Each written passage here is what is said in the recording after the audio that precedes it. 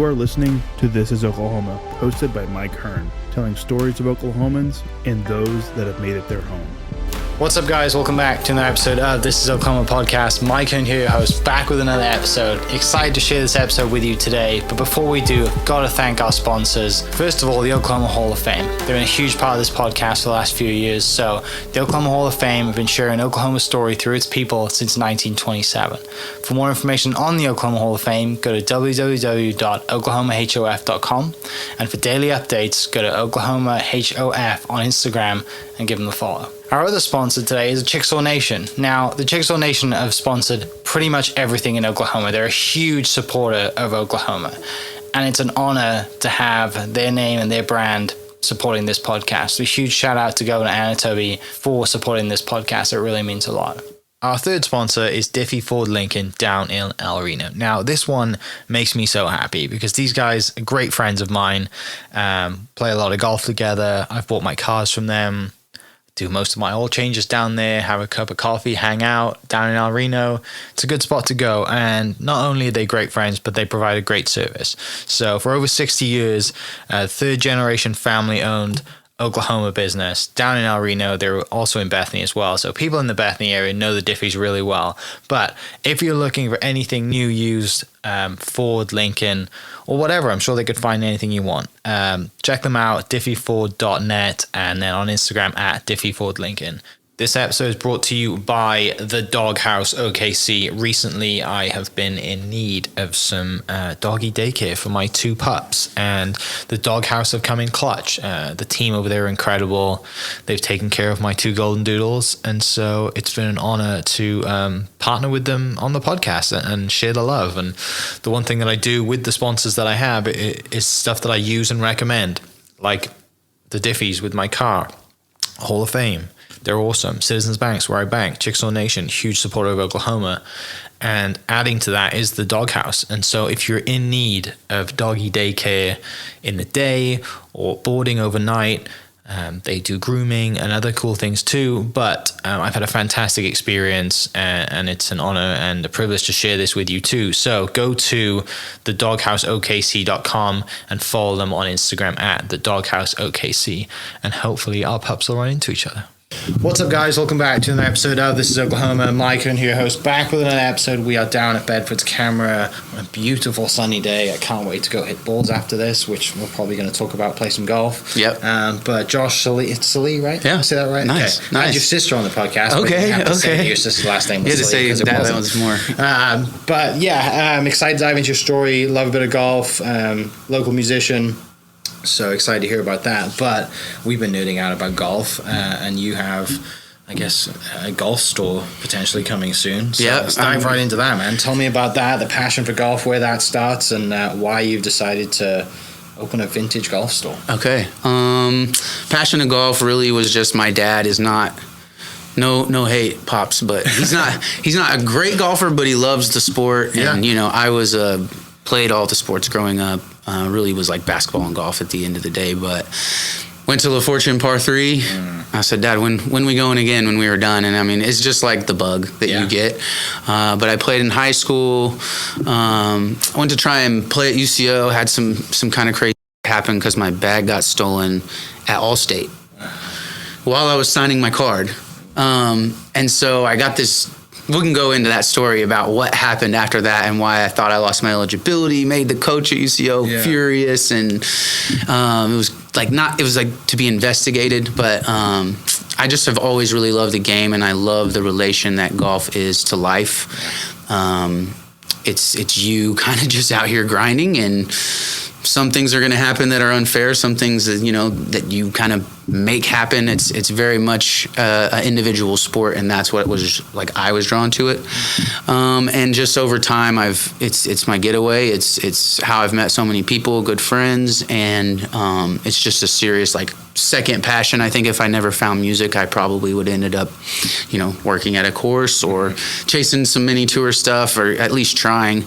And so had this thought. There was some other ideas that I was like loved out of state, and I just think with the network I have and the passion I have for golf, it could really come together to be something cool. And so hopefully by the time this is out, we've signed the lease and made strides towards making the golf shop happen. But that's kind of where it all stems from, is just I really love the game. I really love what it brings to somebody's life who finds it, and the camaraderie over it is all walks of life. And I have friends who are 30 handicaps that are the most fun to play with, who are obsessed with the game and obsessed with everything about it. And I think that that's awesome. It's so good, right? And that's, like you said, it's so many ways it relates to life. And I mean, I have everything I have in my life, I can tie back to something related to golf. Right? Like I wouldn't be here without it.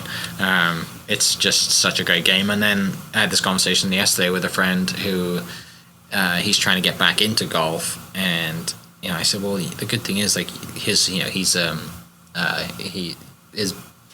dancer with Oklahoma City Ballet, and he's like, I can't do ballet with the rest of my family, but I can go play golf with my family, right? With our grandparents and our dads and family like that, our kids or whatever it is. So La Fortune Park, Tulsa. So you were born and raised in Tulsa? I was born in Denver. Okay. And then my grandpa passed away, so we moved back to help my grandma out. Okay. And so my parents, everyone's originally from Tulsa. So like my whole family's in Tulsa. Yeah. I ended up playing and living and going to Bixby. Yeah. And so we were pretty badass back then. We had some really good players. Still a powerhouse, right? I don't know how old you are, but like 34. So Karsten Majors, Dragan Majors. No, yeah.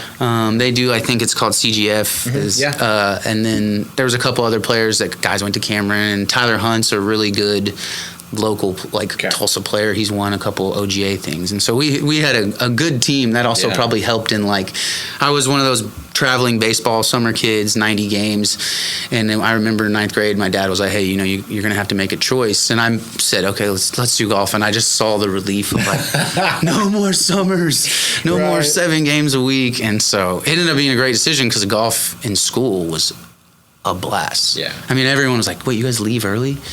Like, I can just go hit balls and go home if I feel like it, or just play all day, you know what I mean? And so those are like some of my favorite experiences, was like traveling, playing golf, meeting all these other kids. And then what I've loved is no one stops competing here. So like I took a break from it, you know what I mean? Probably, early 20s, just didn't play. And then, once I was like, man, I kind of want to look into competing again. And so I played in an OGA and absolutely got wrecked. I got wrecked in a mid-am, but it was like I saw... Which one did you play? I played in the first one I ever played in was the OGA at Twin Hills. Okay. And I shot 87 first round. I mean, and I was out there, I was almost in tears. I said, what am I doing? I spent $250 to come out here and pay the green fee. I bought the cart, you know what I mean? I spent $500 on the week, and I'm like, what the hell am I doing here? Shit, 87. And so the next round I went out and played really good. I think I shot a couple over in a really hard golf course. And so that was like my re-entrance, but it was amazing to see all these guys from back then of still competing, still having that they just need it. Yeah. And since then I've played in a ton. I haven't won any OJs, but I won a couple, smaller tournaments, and that's just been such a nice thing you don't really have that the more you become an adult. And I was a basketball player, and that especially goes away. Yeah. And so it's nice to like be under pressure and feel like on the golf course, and then kind of be like, wait, this means nothing, but right now I'm so upset. And so I love that. I'm so competitive. And I think one thing I've noticed is that, like, when you're in school and you're playing or you're competing, all these little things you think, again, mean so much, right? But when you get and you have a life and a job outside of playing golf, but you compete in golf, one of my other friends, Jeremy Lamb, said to me one time, we were playing out at Golf Club Edmond, and he's like, look, you could shoot 65 today. Nobody cares. Nobody. Like, maybe 2 people care, and they're playing with you right now. But outside of this, you're going to go home. No one cares. You tell your wife or girlfriend, she's like, that's that freedom. That's awesome. Right? It was just like, when you're older and you're like, it's almost like, we're kids who are listening to people who are our coaches and the older generation, they're telling us all this stuff, and you're like, no, there's no way, and you don't believe it. Right. No, it's true, right? Like, it doesn't matter. There's no way to get that across to a younger person. No, there's not. Like, I have like nieces and stuff, and it's just like, enjoy it now. I mean, and I remember people saying that, and I'm like, it's just because they're old. Yeah. And in reality, it's like, no, hold on to this. It's fleeting, but it's nice that there's still areas to compete. You know what I mean? And I just love, you know, it's a battle against yourself. So it's like, I go play by myself, and for a while, like the girl I was dating at the time was like, wait, you go play by yourself? I'm like, yeah. Like 18 holes? I'm like, yes. Yeah. I enjoy that. It is a thorough, like, just moment for me to really get away and just kind of have. I love to play with people. I love to be paired up. Love to play alone. It's just I enjoy just being out there. How old were you when you had to make that decision that you know, Dad was super relieved between baseball and golf? That was going into high school. Okay. So our team was really good already. Yeah. But we had, you know, there was just a lot of juniors my age that were at our school, and it was like, we're going to be good. And that freshman year, I didn't make, you know, top 5, which was like, damn, should I have played baseball? But in reality, I got so burnt out on baseball. Yeah. It was just a lot, and it felt like coaching, and maybe this is other people's experiences, but like that really bare league traveling circuit is so political, and then most people have these, you know, a son who plays, and like the team that I quit, our entire infield was the 4 coaches. You know what I mean? And so it was like, it just was not, it wasn't something where I was like, I'm not getting much out of this anymore. And I love to play baseball, but it is a slower, drawn out sport. You know, sometimes if you pitch bad, now you're out for the game, you're sitting there, there's no comeback or something like that. And so it was just funny to see my dad's relief on that because it was cheaper. And then it was like, I don't know if you had this where you're from, but they have the South Central PGA. You know, there's AJGA, the bigger ones, but South Central is so cool here. Yeah. It's such a great opportunity. And by the time I was 16, my summer was playing AAU basketball, and then every day, you know, driving with my friend, let's go play a tournament. It gave us our own anonymity away and almost feeling kind of grown. And those were some of my favorite summers, was we just get to go play. And I really appreciate that they have that here. Yeah. The level of competition and the abundance of opportunity to compete, right? Like, and, you know, we've probably got some mutual friends who have kids now that they're all over, right? And they're competing at all levels, and it's competitive too. You know, I fortunate this year, and this year will be my second year on the board at the Oklahoma Golf Association. Oh, awesome. And I didn't realize that when the competitions go live, like the first day, they sell out within 24 hours for the entire season. Right. Which is like crazy, because there's so much, you know, there's so much like passion for golf, and golf compared to back home, it's seen out here as kind of an elitist sport, right? Like it's not cheap to be a member of a country club, but thankfully you've got all these programs coming out, and Fields of Futures now are actually focusing with Oklahoma City Public Schools on golf and giving kids golf clubs and stuff. Now you talk about, you know, is it James Stewart down the par 3 little kind of thing down there, and I mean, I think we're blessed to have great community courses in Oklahoma City as well. Absolutely. So yeah, it's. What's your favorite in the city? Favorite in the city is probably Lincoln, right west. We played out there in college. I guess Hefner's getting a redo. But I love Early Wine North. Early Wine North. It's hard. I've only played once down there. You should go play Early Wine North from the tips. It is quite a challenge. I mean, it is hard. It's been a while since I've been down there. I've won out there once, and then I shot 80 out there once. They get a new clubhouse too, right? Yeah, and it's sweet. But it's different because, like, you know, Hefner and Lincoln not as much, but Hefner has a lot of trees, but you find your ball. Yeah. Early Wine is tight, and you know, it's heather shrub underneath the trees, so it's like, there's a lot of I always enjoyed playing Hefner North, because you could hit it anywhere, right? Like, I think I hit 3 fairways and played, you know, did pretty well, and then you go to the south, you're like, I'm in the trees all day. Lincoln's sweet too. Yeah, Lincoln West is. What were the ones in Tulsa that you played? So I grew up playing White Hawk, which it's RIP. It was the American Golf Association. So when it and Silverhorn went out of business, but White Hawk was so amazing. Just an amazing little public. My dad's a preacher, so it wasn't like we were well off. So he took on head of marshals at White Hawk, and this was back when courses took care of volunteers greatly. So it was like family could play with a cart. So it was like, I think my dad was ahead of his time, because he's like, we can drop him off at 9 and pick him up at 9 in the summer, like, for free. He can just stay out here all day. Those are the days. And I could go back to that with the same group of buddies I had as a kid. Here, parents, right? golf, free daycare. Pretty much free daycare. Just summer, just drop them off. Yeah. And especially if you get like the right place, like that was perfect situation because he wasn't having to pay. Yeah. You know what I mean? Right. But like you could, James Stewart, I think it's $4 for walking for a junior, and it's par 35. Yeah.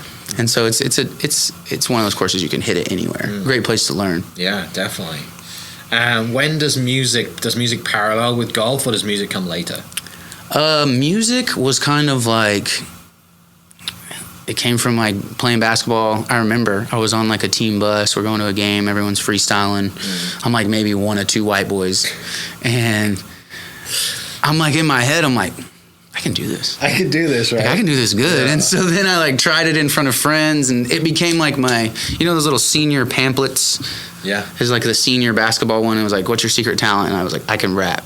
So it was like it was never anything that I was like going to make a career, you know what I mean? And then there was just, you can put it on the internet. Kind of got lucky and kind of got thrown into this big show, and I had a lot of friends, so I sold a bunch of tickets, and that was $1 to people. So I wasn't even good at making music yet, but I was able to bring hundreds of college people to shows. So then it was like, oh, let's see what I do if I do a headlining show. And then there was like a couple $1,000s made, and I'm like, gosh. I've never made it to a couple $1,000s. And then it was like, this could really turn into something. I know this is, a while back, over a decade ago. How old so were you when this happened? This was about 24. So you're after college? 23, right out of college. And so I was doing it and like doing college shows, freestyling at parties. Like that feeling is so great when you make somebody, it's entertainment. Right. And they're like laughing and you're like, this is badass. And I never knew that it would then become my career for this long, and like it's an amazing tenor, and I'm blessed to still get to do it here. It's very rare to be able to do it here, and I think that also attributes to me being like a frugal ass. Like I can dream alive, like right? I can get by, and so those early years that were tough, paying show to show, it was like still worth it because it's like, hey, I don't need to go buy anything right now. I just need to eat, pay my rent, and make music. Yeah.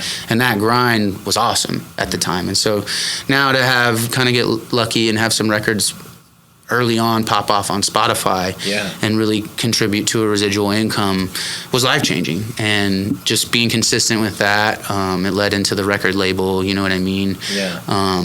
Just not giving up on this whole thing has led to so much more progression as me, not only artistically, but in business and what I have now as a foundation going forward. And so I think in college, it was like, once I quit at UCO, it was like, I'm not going to be playing golf very often, you know what I mean? And so it was like, it was really just a focus of having fun in college, because I think when you're an athlete, your whole life up to 18, coaches are kind of, you know what I mean? And I don't fully understand that. Like I know people, and everyone seems to have the same story. Like dude was taking it out on us, and so I had enough of like adults at that point, and I was like, telling you what to do. I was like, let's go to school, and so I didn't really ever kind of look at it of like, oh, golf will be a career. Like I was just good at it. I played it, but this is my calling per se.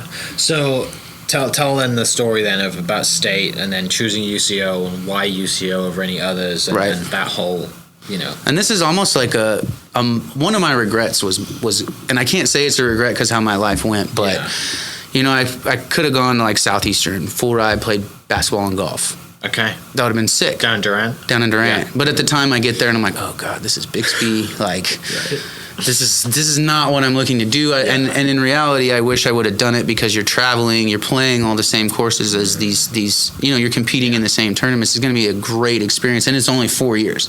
But you can't tell an 18-year-old that. No, you can't. And so I go, we're in All-State, play really well, put my bag in, come out, sign my scorecard, and I'm like, where the hell is my bag? And so it's gone. And keys, wallet are in it. Don't know what to do. And my dad, my dad's really a go-getter, and he's like, look, this is a news story. I'm gonna hit the news up. I'm gonna write a press blurb. So it goes on the news. A local golfer gets club stolen, trying to go play college golf. Family can't really afford it. And I don't remember if you remember Golf Illustrated. It was a local magazine out of here. This guy Josh Umholt, shout out him. He found the story, and they featured me in the magazine, and it's called Dream Bag. So they go get fitted. They give me all these Titleist clothes, shoes, a brand new set of Titleist, a full bag of what I wanted, and they feature that in the magazine. And so I really wanted to go to UCO, and they wanted me there, but he's like, I want you to walk on and see how it goes, and then, like maybe next year we'll get you set. I don't know if he was, this is our first experience. So me and my dad felt a bit played, but this letter comes in of like, we're investigating if this is gift giving type situation. And he just lost it on me. And this guy lost it on me. Who was the coach this time? I don't want to say. Is he still around? No. But at the time, it just was like how he handled it was just like I've came from this. And so I was good on it, but I regret not. So you didn't play? You just went to school? Mm-hmm, just went to school. Okay.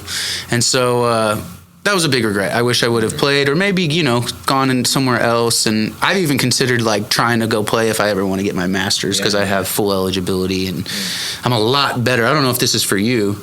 I'm a lot better now than I was then. Definitely mentally, yeah. And I think, I still think that if I were to go back in now, I would, yes. I would 100%. Score better. My lowest tournament scores have came now. Yeah. And so it's just a different mental, where it's like, oh, I'm kind of fortunate to be here. Yeah. So I think that I would enjoy that. And I live right behind OCU, so I've always thought maybe, but that's a really good golf team. Yeah, I know their coach. He's a former SNU player, and he played on tour and Corn Ferry Tour and some things, and won some Adamster events, and his team, they're good. Yeah, I mean, and they won a ton of national championships. The guys that were there when I was, in college, and even a few years after, they were just like elite players. What years were you in college? 7 to 11. Okay. So I'm thinking like Chris Haley was there. There was a few guys, I can't think of their names right now. UCO was really good back then too. Mm-hmm. That's the one thing that people that don't think how the caliber of golf that's come out of just like this region, right, is, in Tulsa and Oklahoma City is, especially when you think of like back in high school, right, Edmond Knowles are a powerhouse, and then obviously, they've got some big an Tulsa absolute schools, powerhouse. And, you just like, you look at the caliber, and even the guys that like didn't play professional golf, they're still playing. Like you said, they're still competing, and you're like, oh, this guy went to school. Oh, okay. And they're like winning all the tournaments, just like they did then. You know what I mean? It's interesting how, like for Bixby, we just had 4 to 5 really good players in the same 2 grades. So that's years of success.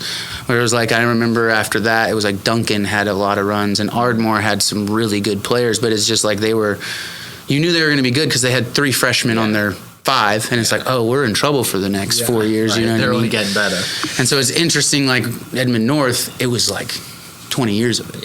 Yeah, I think they won, was it 9 or 10 straight? I mean, it's crazy, and they're still winning.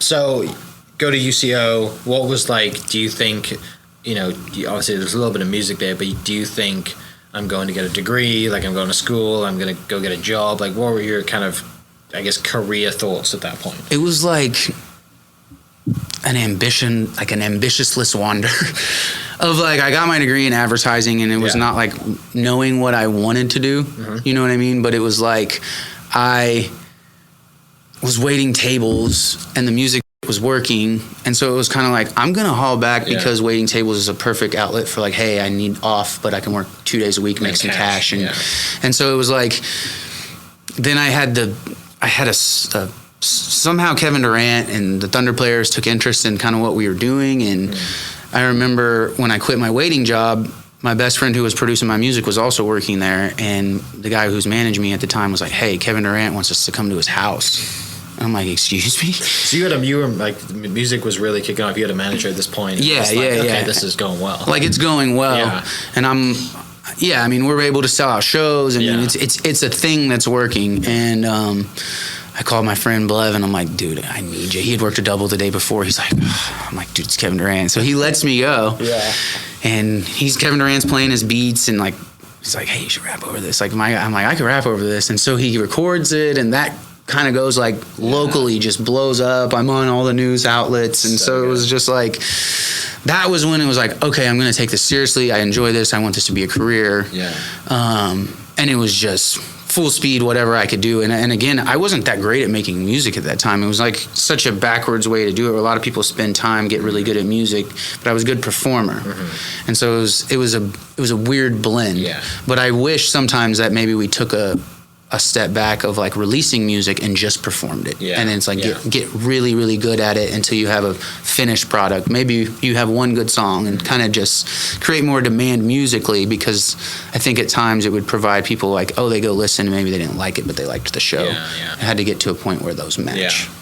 What did you mentioned your dad's a man of the cloth? What did he think about your rapping scene and the whole music kind of? At first, they were just like, "What is this? Yeah. Like, what are we doing here? Like, is this a passion project? You know?" And I didn't know, but once they saw, and this is a cool thing on my dad's part, we did a show, and he saw this sold out show, and he was just like, this is people that I will never meet or affect or give my energy. And he was like, and I'm so proud of you for being able to do that and be in front of people and give what you believe. And I was like, oh, you know, so they've just been, I have really good parents.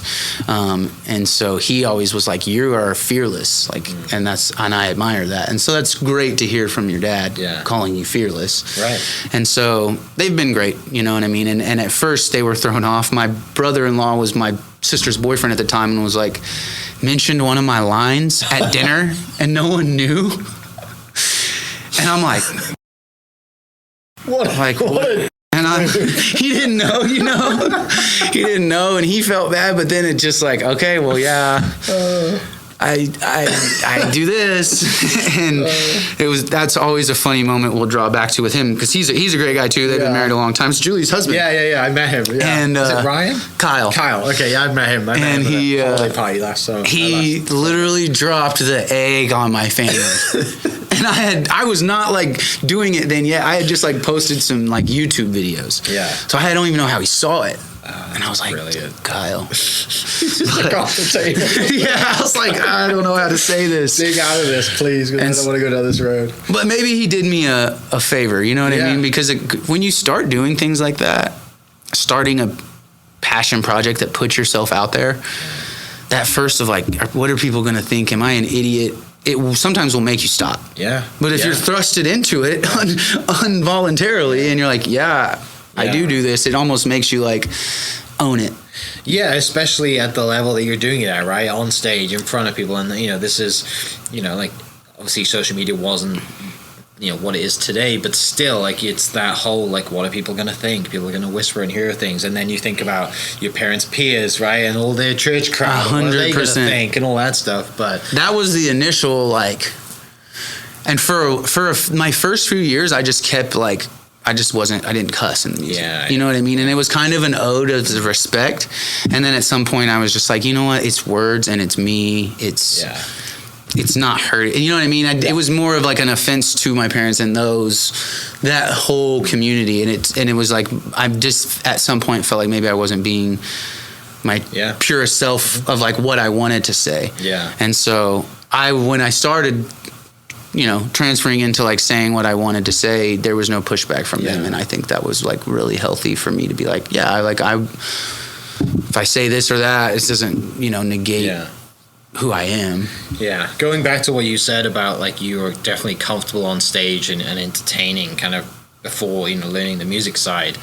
Just thinking of your dad, you know, being on stage preaching, and obviously your sister's very comfortable in front of a crowd, and with her acting side of things, clearly that's a family, like there's a gene there, right? I enjoyed public speaking. Yeah. You know what I mean? Like I would like look forward to like, we did a roast of my dad and I was like, yes, you know what I mean? Or like if we had to speak in front of the church, I was okay with that. I thought it was fun to get a laugh out of the crowd. So it was, I mean, and also having to meet, like you said, his congregation, having to be a people person, having to shake hands at the end of the service with everybody. It was like a crash course in, you know, people skills. Yeah. And golf's great for that too, right? Right. I learned everything playing golf with my granddad and all his older friends, because you learn to grow up a little faster, of respect course. And being around all that thing. But was your mum the same, or was your mum kind of different? My mom is a women's speaker. Okay. So she's an author and women's speaker and travels and speaks to women. And so it's literally like I have two extroverts, and so my sisters are very extroverted, and I have that, but as being the youngest and the only boy, I would say there was a bit of like loner, kind of beat to my own drum. I was kind of like a wild child. Like I fit the PK stigma. Yeah.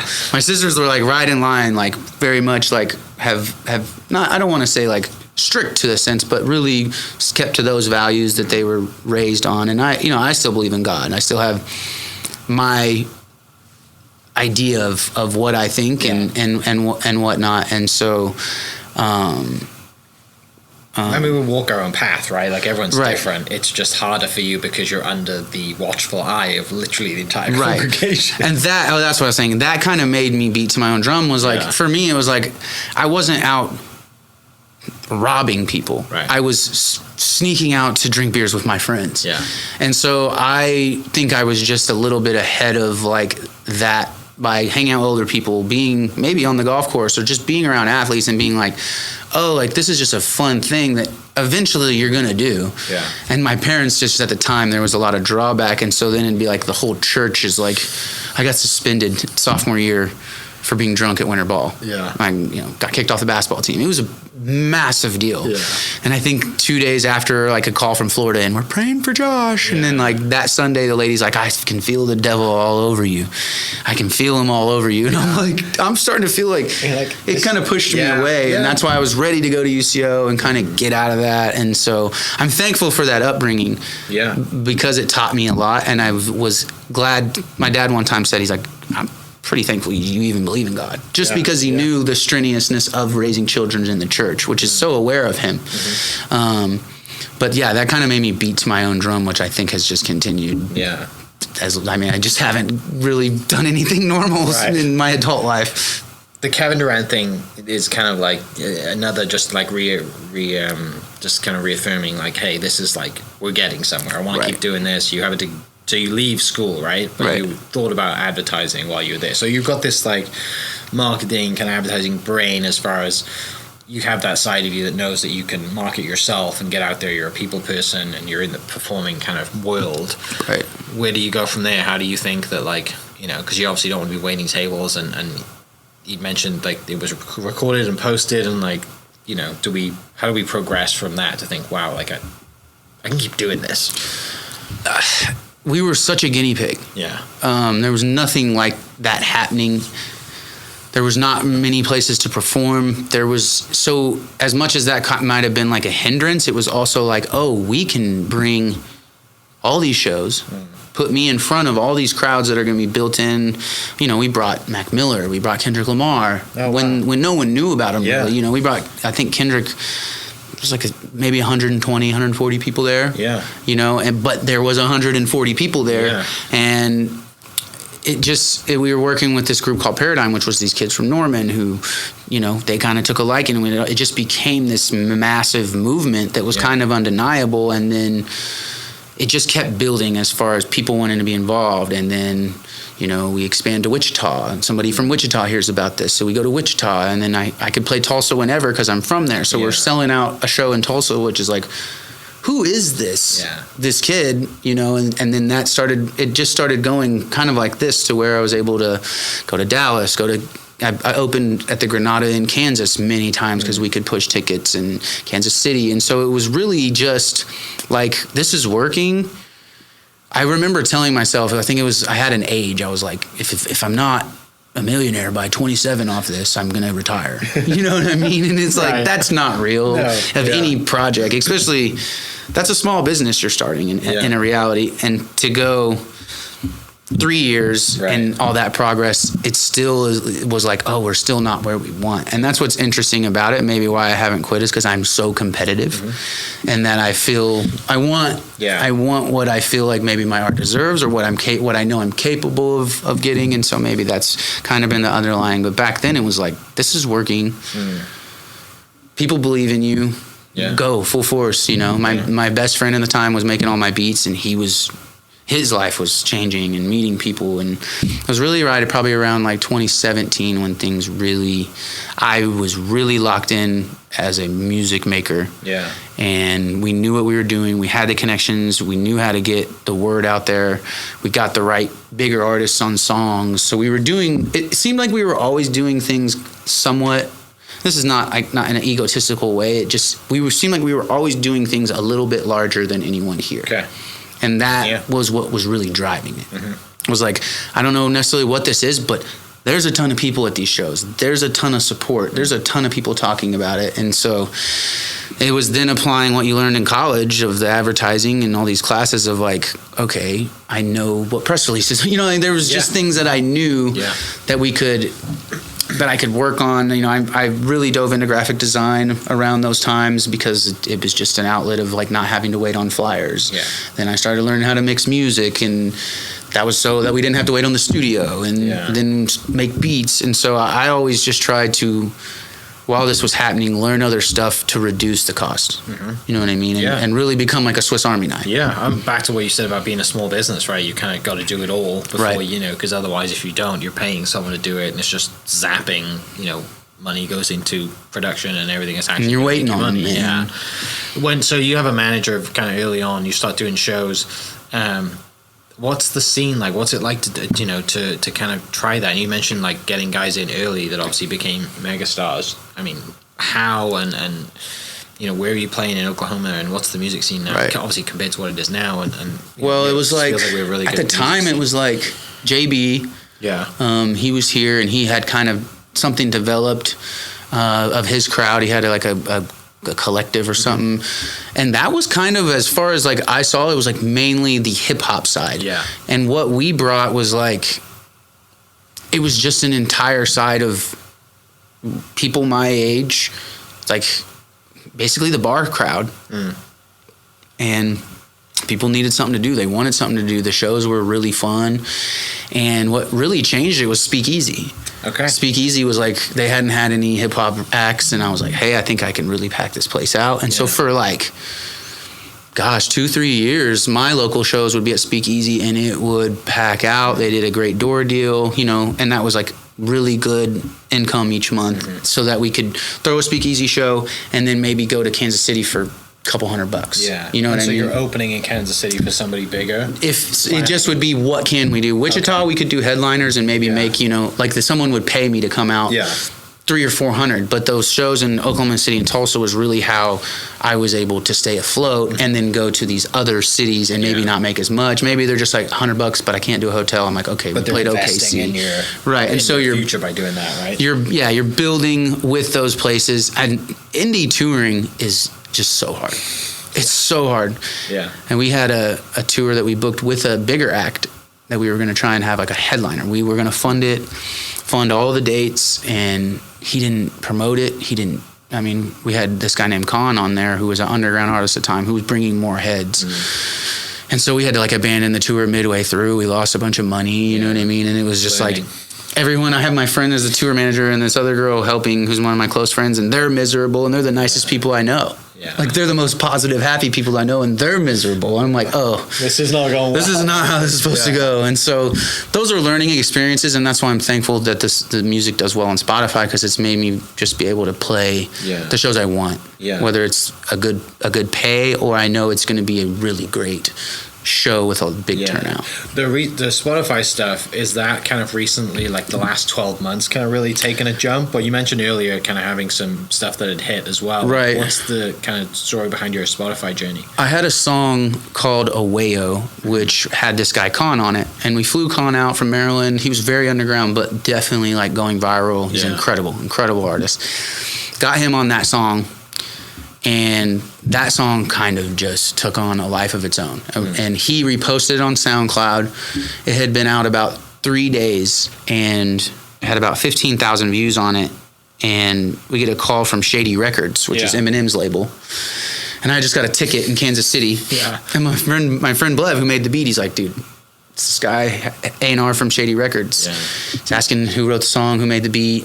They want to buy it for one of their artists. And I'm like, what the heck? It can only be Slaughterhouse, Yellow Wolf, or Eminem. And so we're like, what the heck? Like, this is crazy. Like, so we send the song with like out my verse. They wanted it with my hook on there. And we're still like, well, I don't know what's going to happen. And Monday we get a call from Paul Rosenberg, who is Eminem's manager. Okay. We get brought in on an email with Paul Rosenberg. He's like, love the song. I'm going to show my artist. They won't say the name. Of course. Yeah. And so we're like, what is going on? And it ends up that, it gets played for Eminem, and he was like, the song's already out. And that kind of ruined that, soured that moment. But then that song ended up, getting everywhere. It was my biggest video. It changed my life in a lot of ways. And even like, I don't know what happened, but like, we aren't sure. But like on a Kanye album, it's a very similar keys to that song, and he was working with a producer who signed K.A.A.N. Yeah. So like, well, this is a cool story. Like, we didn't know for sure, but I reached out to my lawyer and was like, "What do you think?" And he's like, I know some people who won a case in Nashville because they could prove that the artist who had a song similar to this smaller artist was in a bar that artist played at. Yeah. So he was able to be like, and you prove that emails with he was like, it was proof that he could have been, it could have been like redone or reinterpreted. But so then a law firm that my lawyer found reached out and wanted to buy the case for like $250,000. Yeah, just to buy the case. And then they would buy rights to the record, and then they would sue Kanye. And I was down.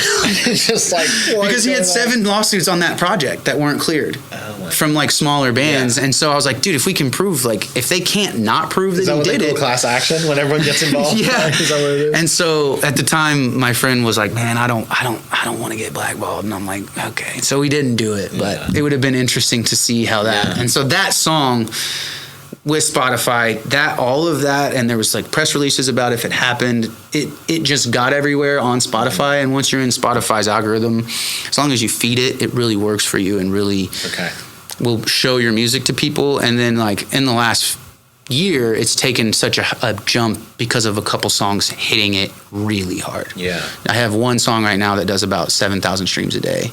Oh my gosh. And so that's just like, I mean, at one point it was doing 20 for about a month straight. And so it's sitting at about, I think, 1.3 million in like 10 months, which is awesome. Yeah, great. And so now I just feed it once a month, put a song out. And if I'll usually get a certain amount of streams from my following, but if it cracks that algorithm where Spotify's like, oh, people are listening to it, saving it, sharing it, they're going to show people and put your music in front of people. Yeah, once someone adds a song to their liked music, like, I don't really take many of my songs off. Right. You might add it to a playlist and take it off a playlist, but like if you add it to your liked kind of library, it's like great. Right. Well, and how it works is like, say me, you, and one other person had a 3-song playlist, right? And we each had the same song on one. And he had 2 different others, you had 2 different others, and I had 2 different others. Spotify would show you my 2, show him your 2 because of that, that same playlist. Yeah. And so then maybe you're like, boom, like that. Then they're going to show, and it just works for you. It's a really brilliant algorithm for artists, and it's hard to crack into that. Yeah, there's so many people doing it. It's so much easier, I would say, now to make music probably than it was back in the day. Right? For sure. With AI and all the stuff going on, and like our phones. Right. You can make, I'm sure, but at the same time, you have to have the talent and obviously the consistency to keep feeding it. Right. Versus just like, oh yeah, I did one song once, and like a lot of people get super, just like, not disappointed, but they just kind of lose hope when it's like, oh, I got paid 12 cents off 100 streams. Yeah. And it's like, that's tough. It's just tough. But if you can really take one song that you believe in, and you're even able to just get a little bit of write-up about it, a little bit of chatter, it steals from the internet as well. So when we had that song blowing up in a smaller sense, and it didn't do like hundreds of millions of streams, but for me, doing that kind of streaming was it blowing up. It was also met with, and this is during when blogs were a lot more influential in what people listened to, but we were making sure that it was like out there on the internet, because that algorithm is taking like basically a keyword search. Like if this name's coming up while this song's going, it almost works together.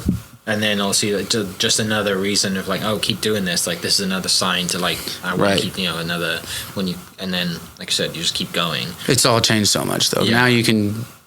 We signed a band called Liquid Girlfriend, and they're awesome. So this girl-led band, kind of punk band, and we have this one clip from the song. She just gutturally screams. Yeah. It's awesome. And that clip, no matter when I post it, does well. The first time I posted it, we released it, and then 2 weeks later the video dropped. they were doing maybe 14, 10, 5 streams a day. The day that video dropped on TikTok and got about 60,000 views, it jumped up to 1,200 streams for about 3 weeks every day. You know what I mean? And so it's like, now you don't really need to get a blog placement or a big major publication. Something on TikTok. Just do something good, or even you could pay people now. If there's somebody with 10,000 followers, you can literally be like, hey, use my song. Use my song. And so there's ways now to kind of jumpstart that, but it's really being obnoxiously consistent on TikTok for me, of like, you have to post. Yeah. You have to want people to want your art. It's like the lottery. It's a free lottery. Yeah, that's what people I don't think understand, right? Is that like, you know, and my following is kind of heavy on Instagram, but it's like, you know, the more you post, the more spins you're getting, right? The more pulls on the machine you're getting. 100%. You know, and there's going to be 10, 20 people maybe that are going to get probably irritated because you're posting all the time, but it's not going to, you know, what the other thing that people don't get into their heads is that they think all of their followers are going to see it. Right. Well, they don't. Right? Like, so, and it's typically going to be the people to see it who like it. Yeah. Who like would like it anyway. You know what I mean? Yeah. It's getting over, it's obviously it's cringe until it's not, is a saying, but like worrying about what 40 people in your network think is holding you back from a possibility of 400 fans, 4,000 fans. You know, there's just so much more out there to worry, and people don't care as much as we think. They might say out of hate, envy, you know what I mean, or just poking fun, but in reality, what I learned from my days of not being good at music at all, but making these shows work, was like, some people just respect it. Yeah. Of just like, damn, like, he's going for it. Yeah, and I kind of, my day job's real estate, and I think, you know, there's so many people out there, so many real estate agents that like, you get bored of them posting stuff, right? But we need to, right? But it's one thing I've suffered with. Like, I've always thought about, I'm posting too much about real estate, and I'm like, yeah, but it's my job. That's true. Right. You know? And the same with the podcast and everything else. They're like, you know, you're posting too, you know, are you posting too much, or why do you keep doing that? And early on, people are like, why are you doing this? So you're not even from here. I'm like, because it's a lot of fun to do. That's why. Right. And then it starts making money, being successful, and they're like, oh my gosh, like, can I come on the podcast? When you've also been here a long time. 13 years now, you know what I mean? Years, that's a long time. Yeah. And those are in the pivotal times of your life. Yeah. You know what I mean? If people were to ask now, I'd probably say I'm from Oklahoma City, because I'm getting to almost as many years. Yeah. Actually, I am here longer than I've been in any city, even though Tulsa was, I think, 10. It's only 8 years in Tulsa. 10 or 18 before you went to school. Yeah. Tell me about then getting back into golf. When does that start in your kind of journey? Well, COVID. Oh, really? COVID. Okay. COVID, you know, touring's gone. I'm kind of like, well, what am I going to do? Like, I have the Spotify, but at that time I hadn't figured out the next step. I was working on an album, and so it was just like, I was at Trosper actually, and I was like, they were like, now hiring, and I was like, let's see if I can get I was going to go in there and see if I could do what my dad did, the Marshall thing. Because I was like, I want to play again. Yeah. I want to get free golf. Yeah. And that was all there was to do at the time. And so I put in an app at Trosper, not really thinking. I'm like, let's just see what happens. I hadn't had any sort of anything for so long. Yeah. And I was like, are they going to let me do like 1 day a week? Is that even possible? And I get a call from a 16-year-old kid out there. I get a call from the guys at James Stewart. Yeah. Like, hey, you want to go work out? Like, we got a spot in the pro shop. You can do 1 to 2 days a week. And he's like, do you know what James Stewart is? I'm like, yeah, I know what James Stewart is. And this is the old clubhouse.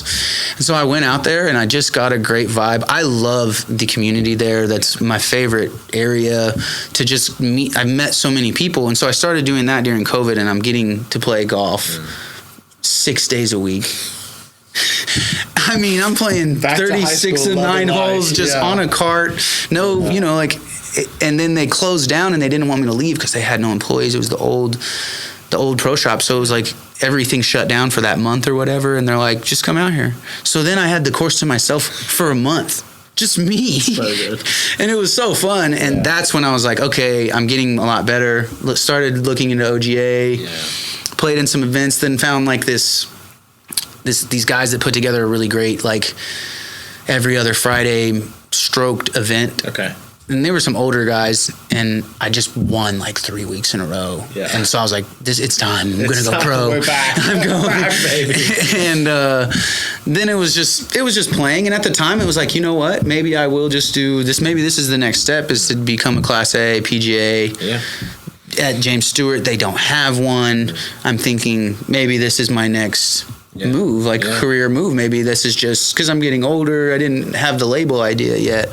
And so I was out there just really loving it, competing, trying to get better. I was going to start doing some like fairway golf stuff and try like the Texas Open qualifiers and more in high intense stuff. Yeah. And then somebody who had supported me for years was like, hey, you know, what do you want to do next? And I'm like, well, I got this album coming out. He's like, do you need help with anything, like funding? And I'm like, I got this album coming out, and I got this artist. I kind of want to start a label. He's like, label? Let me send you an offer. And I'm like, okay. I'm playing poker, and he sends me just an incredible, life-changing offer of like, okay, I have to start a record label. Yeah. Like, this is the move. This will change. As an investor to start the label? The investor started the label. Yeah, you know, and so we talked about it, and I was like, I think I'm going to do this. And was kind of when I stopped at James Stewart because it was just way too much. And I probably took on more than I could chew, and the amount was a lot and life-changing, but probably not enough for the hours. How you're supposed to break artists now and like survive. Right. Like in that investment, I didn't put a salary, you know what I mean? Because I'm like, hey, my life's good. And I sold a bit of my catalog that sufficed for my salary for a couple years. It was a great sell-off, but that was when I stopped doing that, and when the label stuff started, was like, I was in over my head. And so I stopped competing for a little bit. And then once we kind of found we have a system, we have artists, we have this event that we throw called MAF that kind of took over the community and does really well once a month. And it was like, okay, I'm going to start playing again. Okay. Tell me about the label then, and why that was an idea and how that happens, and then tell us about the event. I think that the label was to elongate what I love doing, and that's, you know, now that I took 17 maybe, I spent the whole year learning to produce beats and just become a nuisance in the studio, a full, you know, I can make like whatever I need done I can do myself. And so then during COVID, I opened my recording studio, and I was meeting a bunch of new artists, and everyone had their stimulus check, so they're like, let's record an album. And so it was like a really good financial thing for me at the time, but I met an artist during that time that was just amazing and was producing for him. And so it was just kind of like, I can take all that I've learned and apply it to people's lives in a way that I didn't have, and kind of give them a jump start of like, like, this is how we did it, and this is what didn't work, this is what I had to watch out for. But also, we can do everything in-house. I can do the artwork, we can shoot videos, I can make beats, record it, mix, master. I am a little label in myself, and so it was like, if we can just invest small amounts in these artists and see what happens, it would elongate, you know, say we get one to blow up, I'm kind of set. Yeah. You know, going forward. So it's like, now I'm playing the lottery with others. Yeah. You know what I mean? And just adding more tickets of people that I believe in. And there's been some ups and downs, serious ups and downs, and working with artists can be extremely challenging. I know that personally of myself, I can be a challenge. And so you're dealing with people, and if they're really good, they're probably complicated. And that's just been an interesting thing is some of these people, they damn near like, they need guidance outside of just the music, you know what I mean? So you're taking on hats of like being there for somebody and guiding them just in life, which is great, but can also come with dilemma and you know. Yeah, it's the genius mind, right? Like they're always they're if you can take care of 90% of the stuff that they don't need to focus on and let them focus on their music, right? And just be like the team dad. Right. Be like, okay, we have someone for, you know, life or whatever it is that you can take care of, but right now you can focus on music because everything else is taken care of. Right. You know, it's going to benefit, you know, eventually, but yeah, you're right. Like you're not just helping them produce, like right. And I mean, you know, some of these people, it's really a change of their life for them, in depending the deal, you know what I mean, that they get. And so there is, when you're an independent record label, there's an importance though that they have to work. And I tell people this, I'm like, once you signed, it's like, that's when it starts. It's not like you got the deal and now work starts now. It's like the work starts now. You almost have to operate as if there's no money. Yeah. You know what I mean? And what would you do if you didn't have a label?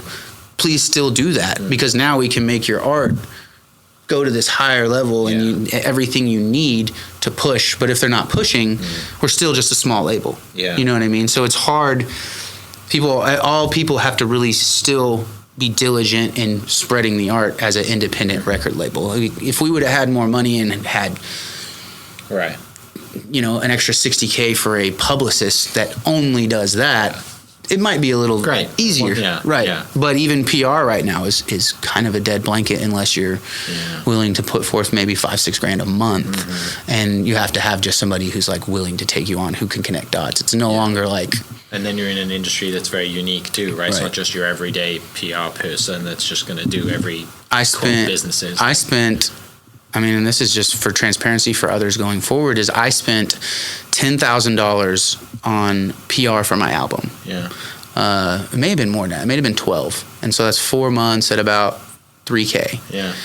It's a lot of money for somebody just to put towards something that you don't know. That's you know what I mean?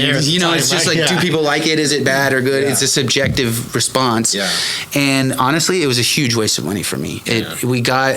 We got things places, and we got write-ups, but was there any banger write-up that felt like the return on investment came through? No. And the main thing, it feels like, and I don't know if this is always like this, but in the publicists I've worked with, is like they can draft you maybe a great press release, but then what? And then it's just like the press release almost feels old. Yeah. You know what I mean? And so I think now it's more, if you're going to work with a publicist, find somebody who's really creative and really tied into like, what visually can they do for you? What can they do with like your content plans? That's I think that's ask. more. Like, would you prefer to spend that money on a social media person? I would have rather really gave $10,000 to this guy I know who is a TikTok influencer agent, and he takes your song, he has thousands of guys, allocates his music to those micro influencers. You have two big ones, and really tried maybe that route, because those are people that actually have eyes. The PR we spent on was like write-ups, you know what I mean? Like Tulsa World or, something that they also need content too, right? Like, But you could pay your friend $300 a month who's a good writer to do that. And then you go email them from what looks like, you could email them yourself, and today it almost seems like it works more if it comes from the person. So it's interesting. I would always tell independent artists to not be weary, but be diligent when you're deciding to use a publicist. It's a big decision, and you can't see the return on investment unless it's something major. Yeah. So at that point, you kind of feel like I paid for work that I could have done myself. Yeah. And with AI and all the other things coming out now you can get a great draft. You know what I mean? Yeah. Tell me about MAF. Tell me about the event. MAF, we started that as a way. I just wanted to. Sorry, I feel like I got dry. I started it as a way to obviously bring recognition to the label, but I had spent time in Los Angeles and Austin and seen events that are like, you go and all you do is show up and you leave with something. You leave with like a bag full of good. Or I went to a New Era thing and we got New Era hats, and it was sponsored by Heineken, and it was like, these aren't happening here, so I want to make it free. I want the RSVP list so that I can acquire emails to continue to promote our releases and music, and I want to give away like goodie bags from cannabis sponsors. Was what I found was the niche of like people were willing to like give product and show up. And the way we wanted to make it work was like acquiring a bar and having a legal bar there, and then with sponsorships and stuff like that. That's how we made it work. But the idea was really to bring community together around the idea of 88 Rec, put on a really good show, put on local acts, and that way we can see also for the label side of how does someone perform. Are they really good? Do they have a great following and they're really good live? This is somebody we should be intrigued about signing. You know what I mean? Yeah. And so that's kind of was like the basis of all of it. And then the free with the goodie bags just took on its life of its own, and we're in year 3 of it, and it's like this will be the 4th year coming up, and I just did not.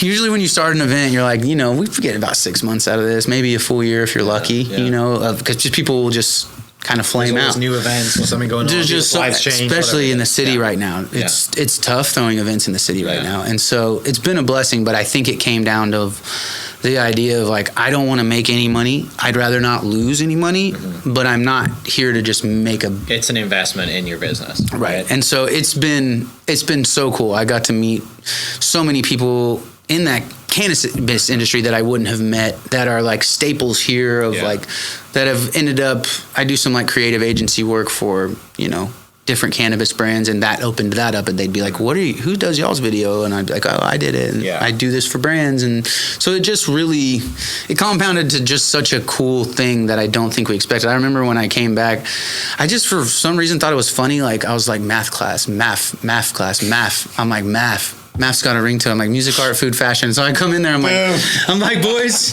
we're throwing an event, and they're all like, and we're calling it math. And they're like, okay. You know, like everyone was just like, hell yeah, let's.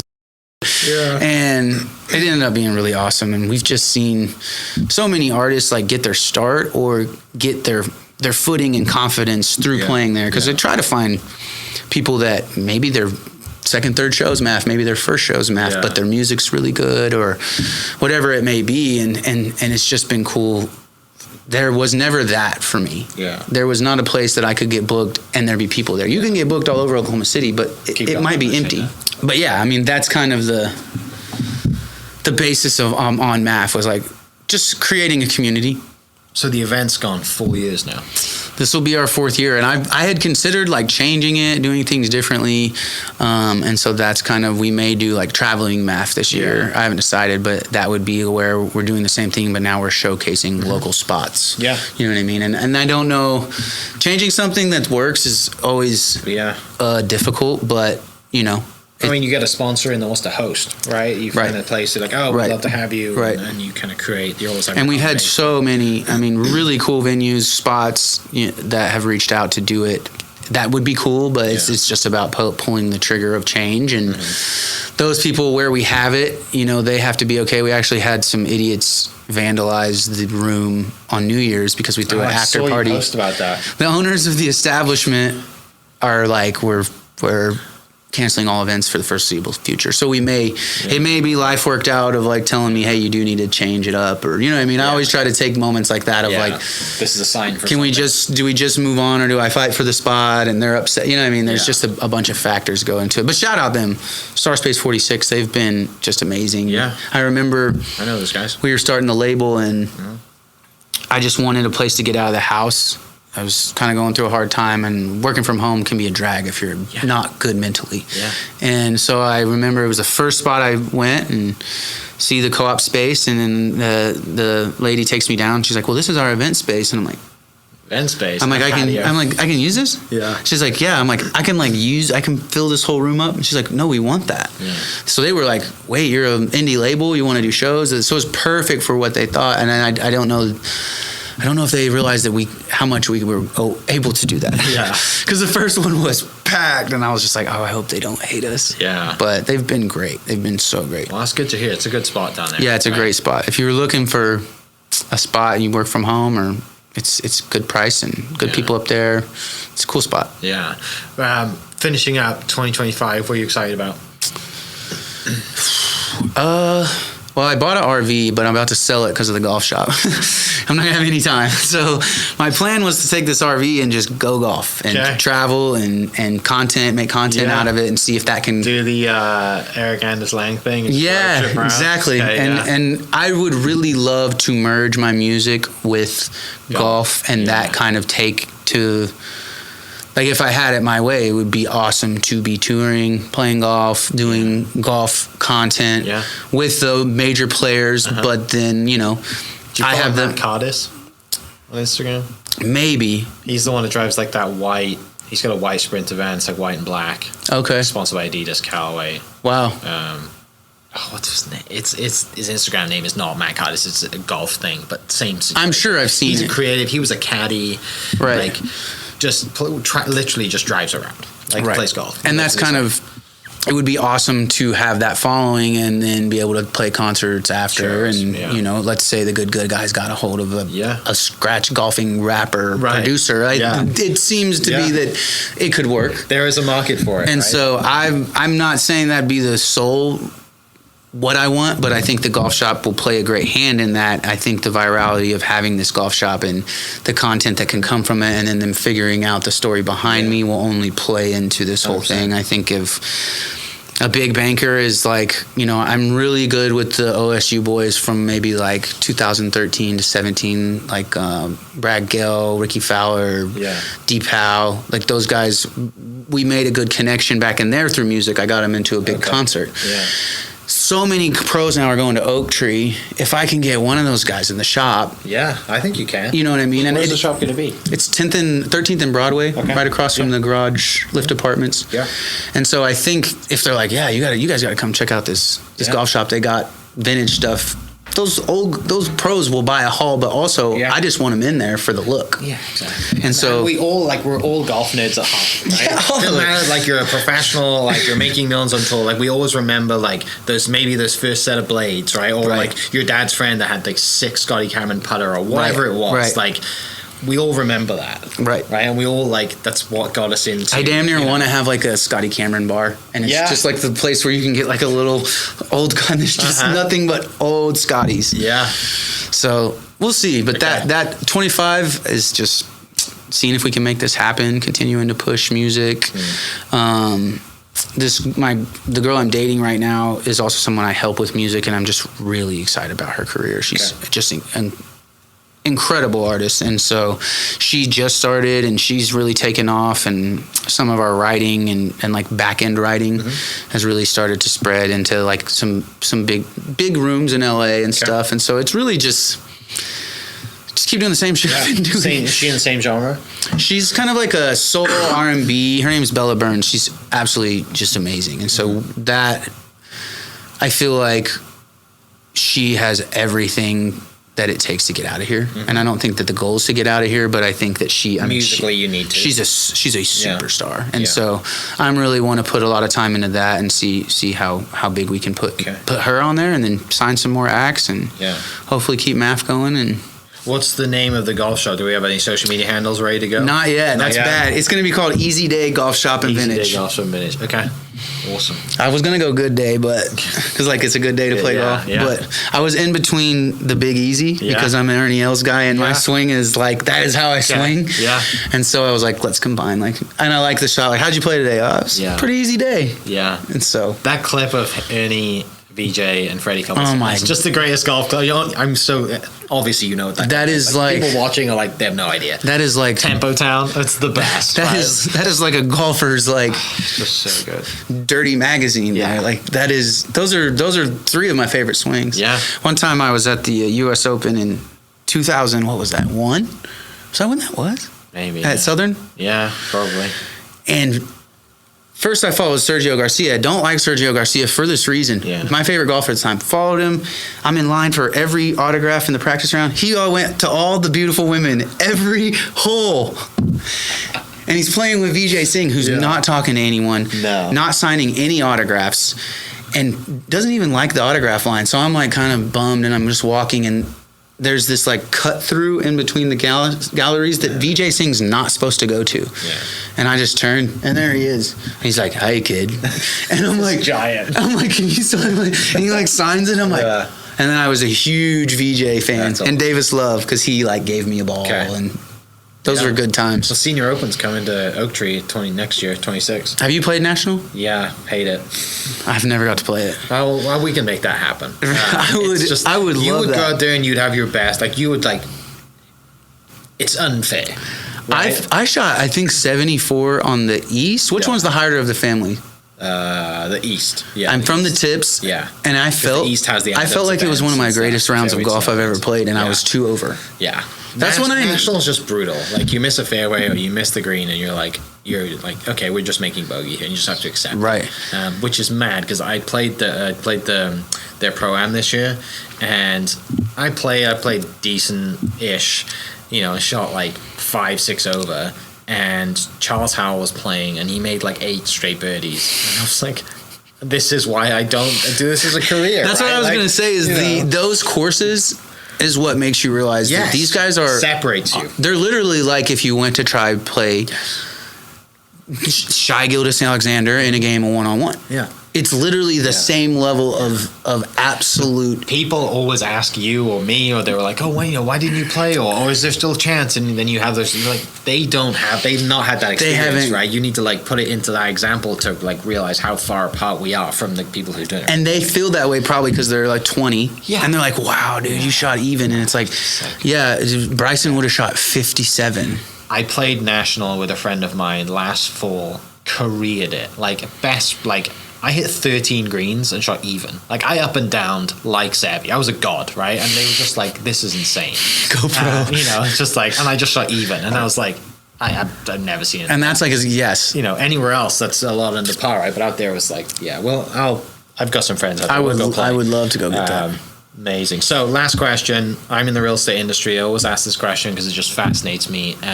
Your dream house. If you were to build your dream house, what are the non-negotiables that you would have? Location, dream house. Oh, What would you do? Where did I play? And I said, that's my dream house. I do love that new, is it Fairfax or is it Golf Club Evan where they just put that new thing out on the pond? Probably. Huge property. I can't remember, but for me, a dream home, honestly, it would be on land, a couple acres.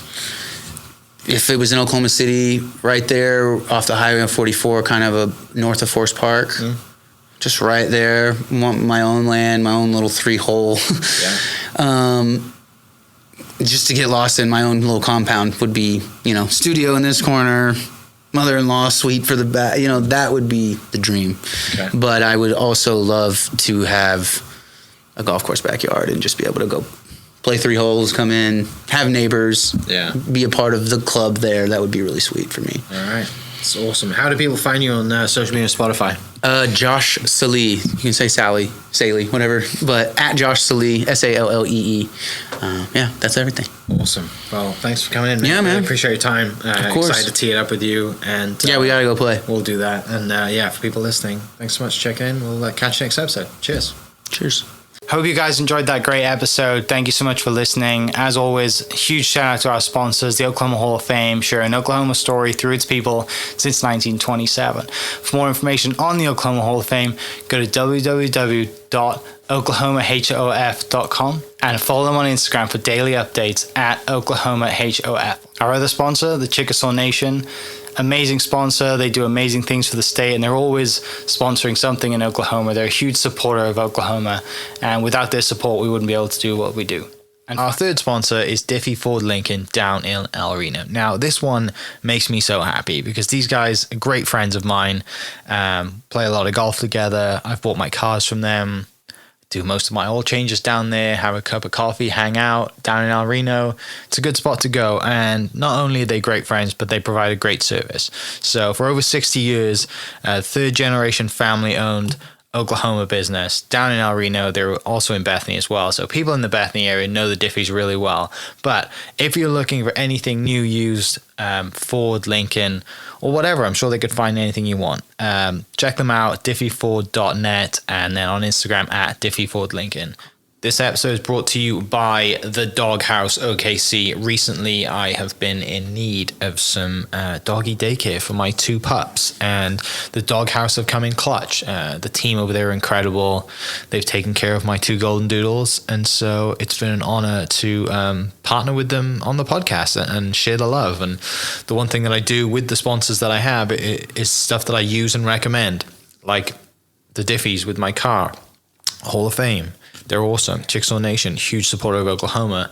And adding to that is the Doghouse. And so if you're in need of doggy daycare in the day or boarding overnight, they do grooming and other cool things too. But I've had a fantastic experience, and it's an honor and a privilege to share this with you too. So go to thedogHouseOKC.com and follow them on Instagram at thedogHouseOKC. And hopefully our pups will run into each other.